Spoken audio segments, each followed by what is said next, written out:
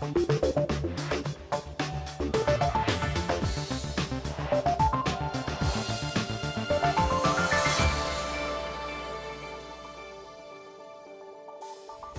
and welcome to the programme.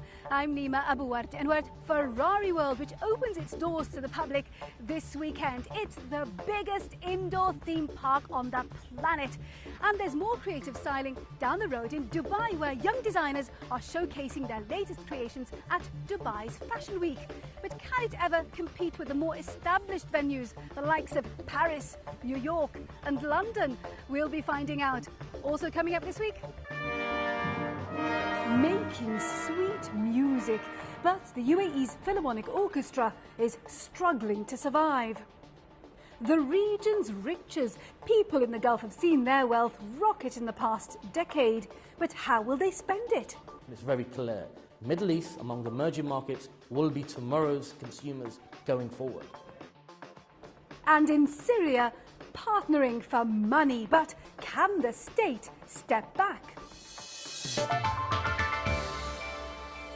But first, designers have been showcasing their latest collections at Dubai's Fashion Week, just down the road from Abu Dhabi. Now, there have been criticisms in the past that not enough is done to promote local talent and that the event doesn't carry much clout on the international circuit.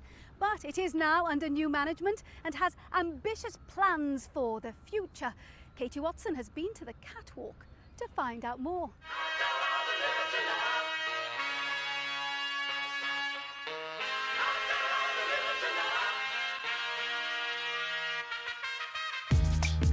Fashion shows are about making an impact. It's about designers showing off their talent.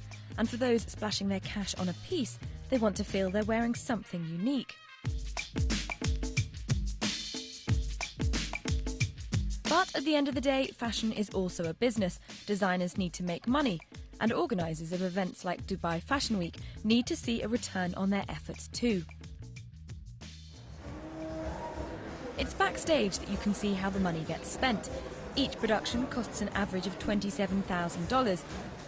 From hair and makeup artists to the models themselves, they all have to be paid for. Each designer pays as much as $10,000 to take part in Dubai Fashion Week. The remainder of the costs are borne by the organisers and sponsors. Now, beyond this room is the catwalk and the audience. Around 3,000 people are expected to attend the shows every day. And the most important people in that audience are the buyers from big retailers. Those are the people who can turn hefty production costs into sales at the end of the week. As the designers frantically put the final touches to their clothes, a great deal is riding on who will be sitting in those buyers' seats. And it's not just about numbers, it's about attracting the right kind of buyer too. Now our buyers is from the region, from Saudi, from Qatar. We still don't have buyers from outside, like London. This is our first fashion show, so I really hope to have buyers from outside the country. Dubai Fashion Week has been criticised in the past for not supporting the designers by giving out enough information about which buyers would be coming. A new management team has taken over Dubai Fashion Week, and with that a new direction. Some industry insiders already have a clear view of what should change. I mean, to me, a fashion week should represent a trade show. It's not just an exhibition or a party. And if I was to advise a client, I would only advise them to go if we really knew figures. How many buyers are going to be there? Who are the buyers who have been invited? And to be honest, Dubai Fashion Week happens after all the other fashion weeks have happened. Most of the buyers have finished their budgets by now.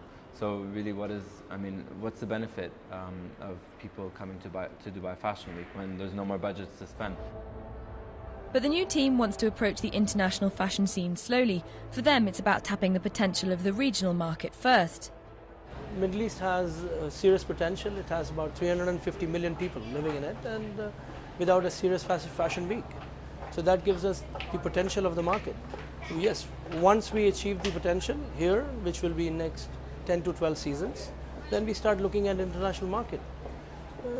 Let me be very clear that we're not trying to compare ourselves with the big four, Milan, Paris. I mean, of course, we want to learn from them, but to be recognized by these four, it'll take 10 to 12 seasons from today.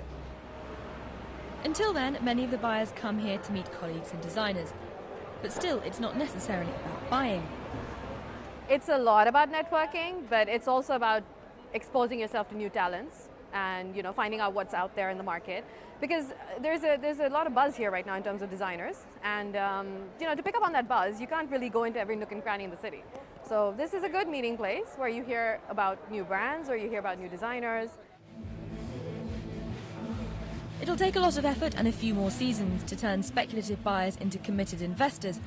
Until then, it's all hands on deck to tidy up the catwalk for the next show and impress the people who've made it this season.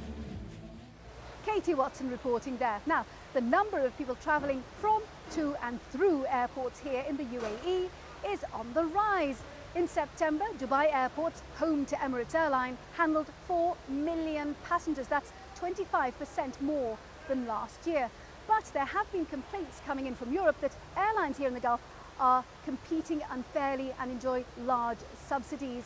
An accusation flatly denied by Paul Griffiths, CEO of Dubai Airports. Well, first of all, I would say that surely you should look at home before you start to criticise what's happening overseas. And I think the problem here is that Dubai has always, right from the start of aviation here, had a very liberal open skies policy.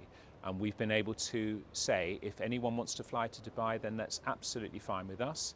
If you will allow any Dubai-based carrier to fly to your home country. But could it be protectionism in a different guise? You getting subsidies, preferential treatment of some sort? We're not into protectionism at all. We do not deny access to anyone who wants to fly there, provided there is reciprocal benefits to Dubai-based carriers. We have 120 airlines flying to and from Dubai International Airport here. Each of them receives exactly the same high level of service, access to capacity as any other airline, be they Dubai-based or not. So there's no protectionism at all. There's no commercial favoritism. Everyone pays the rack rate for services here in Dubai. We do not need to discriminate to protect our carriers. They are strong in their own right. So what's the secret to the double-digit growth that you are enjoying? Because the Dubai aviation model is providing what customers actually want. They're actually getting a better service at a more competitive price. So why is the customer choosing that over the traditional model? I think the answer is obvious. You have been extending a lifeline to the companies that manufacture aircraft. Do you have favourable terms as a result? Not at all. I mean, if you look what's happening bilaterally, this is the paradox, really. We seem to be discriminated against because of our support of European aviation. And the problem here is that the customer is being prevented from getting access to better services at more competitive costs. That's not in the interest of the consumer and therefore not in the interests of the free market economy. Paul Griffiths, the CEO of Dubai Airports, speaking to me earlier. Now, until recently, Syria has had a relatively closed economy, but it's now trying to attract new investment and put that money towards developing its infrastructure. And one way it's going about doing this is by joining up with the private sector to build and operate its airports and power plants. But what can the private sector bring to a country whose economy has traditionally been controlled by the state? Lina Sinjab has this report from Damascus. Syria's infrastructure has been built and managed by the government. But over the years, end customers were little satisfied with the products received. Low quality services and roads are hard to drive on. But new partnerships are being built. After years of state monopoly, the government is extending a hand to the private sector. Several sectors are on offer for partnership. In 2007, the government partnered with the private sector to build container terminals at Syria's 2 main ports. And it says there is a good reason for it. Money might be one of the reasons, but it's not the only one. In many cases, especially in the maritime sector, the purpose was to achieve better management of our ports with a reliable company with experience and effectiveness and efficiency. The ongoing project is the construction of 2 new freeways, one going from the north to the south and the other one from the port of Tartus to the east. The total cost of these 2 axes estimated to be around 1.8 billion. Highways like this one will be built and managed by the private sector, while revenues and risks will be shared with the state. Through this partnership, Syria will spend less on infrastructure and use it in other sectors like health and education. This is the only airport in Damascus with one terminal for international flights and one for domestic flights. For decades, the government had a monopoly on running this airport. But the new moves to open up Syria's economy mean that from now on, the airport will be run by the private sector. In return, they'll be able to manage the airport, build new terminals, or even whole new airports. That's good news for passengers who are likely to see better services. But it does also mean that the cost could rise too. The government is hoping to increase the capacity of the airport from 5 million passengers a year up to 10 million. But customers may end up paying for the improved services. It needs a qualified management and administration by the government. This means to squeeze the prices in different ways through competition one way and through rationalization, and I think it needs also control. The private sector is playing a major role in Syria, and according to the official figures, it is responsible for more than 66% of the GDP.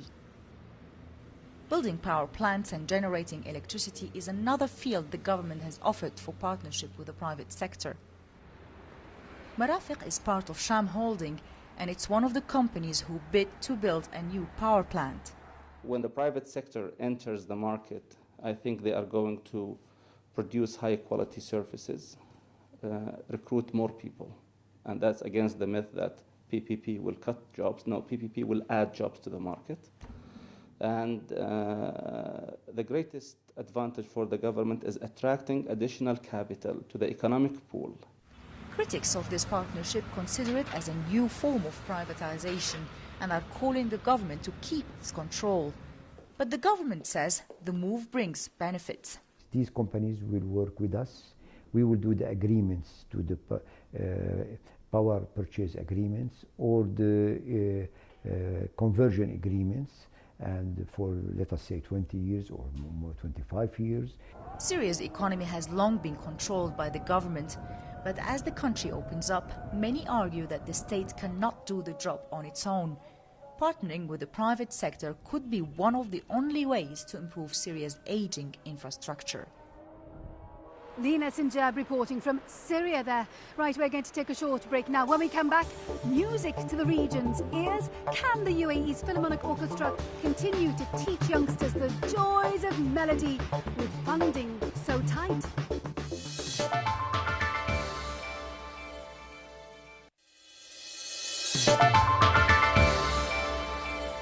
Welcome back to the programme. I'm Nima Abuwardi and we're at Ferrari World, where the hope is that people will be queuing up to spend money. And apparently there is money to be spent in this part of the world. Despite the recent economic downturn, new research says that people living in the UAE and Qatar have seen their wealth more than triple over the past decade. Debt has also gone up. So what does this tell us about the health of this region's economies? That's a question I put to Kamran Butt, Head of Private Banking Equity Research for the region at Credit Suisse. Debt is definitely a byproduct of wealth generation, of economic activity. And we saw debt levels in Qatar, as an example, go up by, I think, over 500% as an example over the last 10 years. UAE, a little bit similar as well, at sort of 3 times the level of debt from 2010 to what it was in 2000. It's a byproduct of consumerism, which was born over the last 10 years. You're saying that wealth is still greater than debt? Oh, no, absolutely. I think wealth overrides the level of debt currently here in the region. In fact, it's probably around about 15% of the debt levels in that respect. So overall wealth definitely is overriding that. So is this the new business opportunity then, consumerism? I mean, if you look around this region, the billboards have changed. No longer do you see real estate mega projects being advertised, but rather things like toothpaste. Within the immediate future, it's definitely that middle segment, which is sort of wealth below $100,000. I think that is still the growth area. And I think longer term, then it's definitely this bottom of the wealth pyramid that's going to definitely lead growth in terms of consumer wealth, in terms of consumer consumption as well. So what does this mean for the future? We have 80% here at low earners, 20% that have the top earners, or I can put that into wealth as well. So 80% of the low end of the wealth and 20% of the high end of the wealth.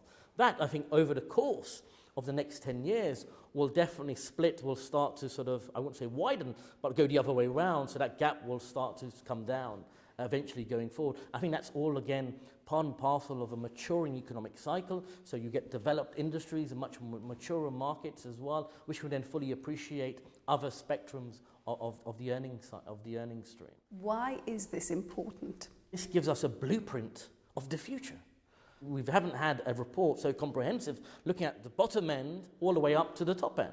So for us, this definitely gives us a picture and proxy of what the future may be, and the future is very evident and it's very clear. Middle East, among the emerging markets, will be tomorrow's consumers going forward. Kamran Butt from Credit Suisse speaking to me earlier. Right, let's see what other stories are making headlines across the Middle East this week. Dubai World said that it's received support from all of its creditors for a $25 billion restructuring plan. This means that Dubai World can now avoid a long, drawn-out battle with a special tribunal to hear creditor claims. Dubai World shocked markets last November when it asked for a 6-month standstill on its debt payment obligations. The International Monetary Fund says Dubai is expected to emerge from recession this year because of recovery in its tourism and trade sectors.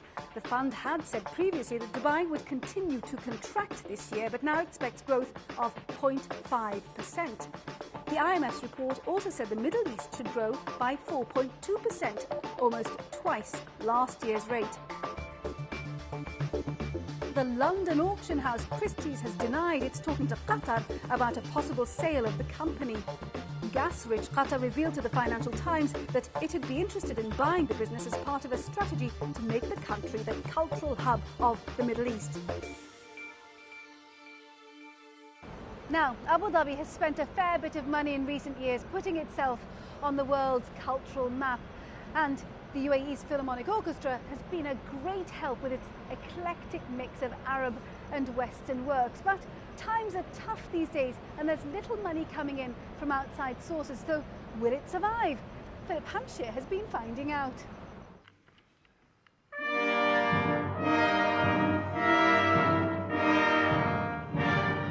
The UAE's Philharmonic Orchestra is the largest in the Emirates. In a country that's still developing its appreciation of the arts, it's pushing hard to put on both concerts for classical music lovers and go into schools and teach young Emiratis the joys to be found in Mozart, Bach, and even James Bond. It's all the brainchild of conductor and creative director Philip Mayer. I always felt it was very fascinating here that you've got this naturally grown mix of cultures, which is a perfect feeding ground for any form of art and of course for music. There is a great interest in importing stuff from around the world, culture, sport events. Good example is Abu Dhabi's Formula One Grand Prix. You can import a sport event, but culture, a homegrown cultural development, you cannot import. And it's wonderful to have it, but it doesn't create culture from grassroots level onwards. And that's what I am trying to promote with the UAE Philharmonic. While not a business in the normal sense of the word, the orchestra still has to watch its money like one. And right now, it's up against some tough economics. Even though all its musicians are unpaid, it's facing difficulties. Despite carrying the name UAE Philharmonic, this orchestra receives no funding from the state. And because of the financial crisis, other sources have dried up. Without a new source of cash, it faces the very real threat of possible closure. This is literally a non-funded orchestra. We live from bookings for concerts and from the goodwill of musicians. And it cannot be seen as a standard business model. This is one of the problems I'm running into in this country, that they are looking at the return on investment. In terms of, for example, funding a concert series here, there is no return on investment because the orchestra as such and the infrastructure required with it is something which costs too much to bring that money back or even make a profit from it. It doesn't work like that.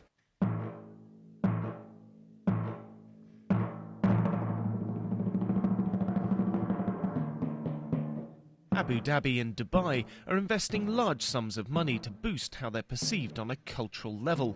But unlike other states such as Qatar and Oman, which have fully funded orchestras, the UAE typically prefers to bring in European orchestras from Berlin or Paris or London to perform its concerts and cultural series. Meanwhile, the UAE Philharmonic is working in the background to promote the country throughout the world. The orchestra, even though it is not supported at all, it is not officially recognized. It's kind of being seen almost as a cultural ambassador for the UAE. Our website has, I don't know, close to 60,000 hits a month from all over the world. You can see this on the statistics, of course. And there is a great interest in this orchestra. And I get, every day, I would say, an average of about 20 to 25 applications from professional musicians from around the world who would like to move here, live here, and work here in an orchestra. It all leaves the orchestra in a difficult position. Last year, it conducted a tour playing in all 7 Emirates for schools and universities. It also put on a unique production of Prokofiev's Peter and the Wolf that was simultaneously narrated in both Arabic and English. With no funding, though, protecting such projects may prove a task even James Bond couldn't help them with.